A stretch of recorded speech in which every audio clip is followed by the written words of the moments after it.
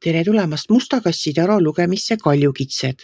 Siit tuleb lugemine teile nädalaks 27. juuli kuni 2. august. Ma olen teile siia valmis pannud 7 kaarti ja vaatame, mis neil kaartidel teile siis selleks nädalaks öelda on. Lugemine hakkab siin keisrinna kaardiga. Keisrinna minu jaoks on tingimusteta armastuse kaart. Keisrinna armastab absoluutselt kõike ja kõiki. Tema armastab linde, loomi, inimesi. Ta on naine, kes hoolitseb selle eest, et elu jätkuks. Tagab kõik, et perel oleks väga hea olla.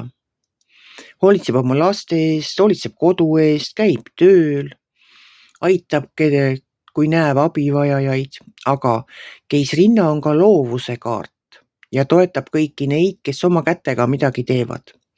Et kõik kaljukitsed, kes te oma kätega midagi teete, kas te joonistate, kas te, teete käsitööd, teete te torte, ühesõnaga, tema toetab kõiki neid, kes teevad oma kätega, kes loovad ja räägib sellest, et te olete oma tegevuses edukas siis, kui te teete seda armastusega.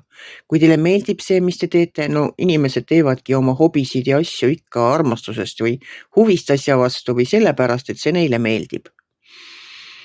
Aga mulle tundub nii, et teil on nüüd praegu peas mingi mõte, mida teha, et mõte, idee on olemas, aga nüüd te kahtlete selles, kas sellest ideest midagi välja tuleb.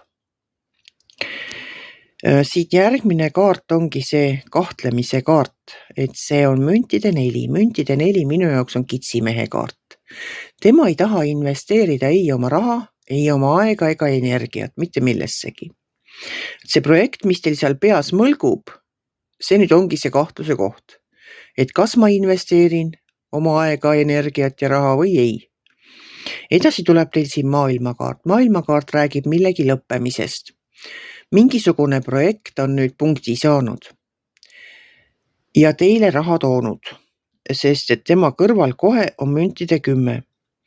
Et see projekt sai läbi või saab läbi ja raha tuleb sealt sisse, nii nagu selle projektiga siis ilmselt ette nähtud oli. Ja kui juba on raha, siis tulebki see mõte, kas ma investeerin, kas ma hakkan uue asjaga tegelema või mitte. Siin all on Mõõkade kuninganna. Mõõkade kuninganna räägib sellest, et kõik uued projektid tuleb hoolega läbi vaadata, kõik lepingud tuleb hästi läbi lugeda ja siis alles alla kirjutada. Kuna kõrval on mõõdukuse kaart, siis mõõdukuse kaart ütleb seda, et mõelge. Ärge siis praegu veel investeerige, võtke aega mõtlemiseks, lugege lepingud läbi, vaadake need tingimused üle, mis seal on, et võib-olla selles uues projektis, mis teil peas mõlgub, on nagu mingisugused tingimused, on mingid punktid, lugege need kõik läbi. Ja siis hiljem otsustage, sest Mõõkade kuninganna ise on muidugi väga tugev kõiges selles, mis puudutab lepinguid, igasugust asja ajamispaberimajandust, ka juriidilisi pabereid, juriidilisi lepinguid, igasuguseid muid asju, kus tuleb olla tähelepanelik ja hoolikalt kõike läbi lugeda. Et kuna siin on see mõõdukuse kaart, siis olgegi oma rahade kulutamisega mõõdukas, vähemalt sellel nädalal. Ja viimase kaardina on teile välja tulnud müntide 6. Müntide 6 räägib annetamisest, räägib kingituste tegemisest, aga räägib ka sellest, et kui teil on nagu vaja midagi, et väga kerge on anda välja, teha kingitusi, valmistada rõõmu tuttavatele lähedastele, aga kui teil on nagu vaja midagi, siis ärge häbenege küsida, on teil võib-olla vaja laenu selle uue projekti nagu käivitamiseks või on teil vaja nõu. Mulle tundub pigem, et teil on vaja nagu nõuandeid. Teil oleks võib-olla vaja juriidilist nõu või siis üldse mingit, ütleme niimoodi, et kõrvalpilku, kes aitaks hinnata seda, kas see teie idee, mis teil peas mõlgub praegu, on jätkusuutlik. Kas ta toob teile seda loodetud sissetulekut, loodetud tulu või on tema, ma ei tea, käivitamine keeruline, vajab mingisugust eriteadmisi. Ühesõnaga, küsige, kui teil on vaja, ärge häbenege. Ja võtke mõtlemise aega. Nautige seda, et midagi on läbi saanud, puhake vahepeal. Olen teile seda varem ka öelnud, et puhkama peab ka, tõmmake pidurit, ei saa kogu aeg järjest tööd teha. Ongi väga huvitav on teile see idee, mis teil peas on. See on väga huvitav, kindlasti on see väga ahvatlev.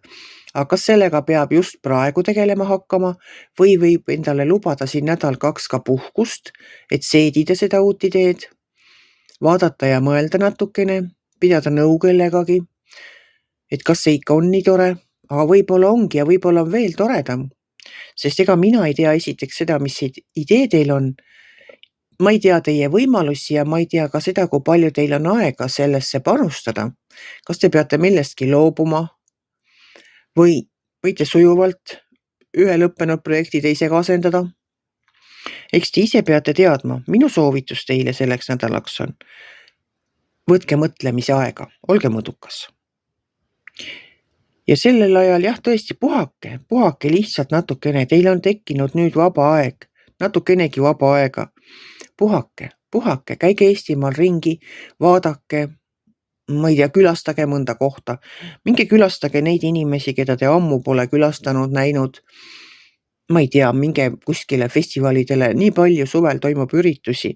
Ei pea ennast kohe jälle uuesti kusagile rakkesse panema. Nautige seda Eestimaa suve, see on nii lühike. Et jõuate tööd teha küll ja seda projekt, ma arvan, et see ei jookse teil eest ära.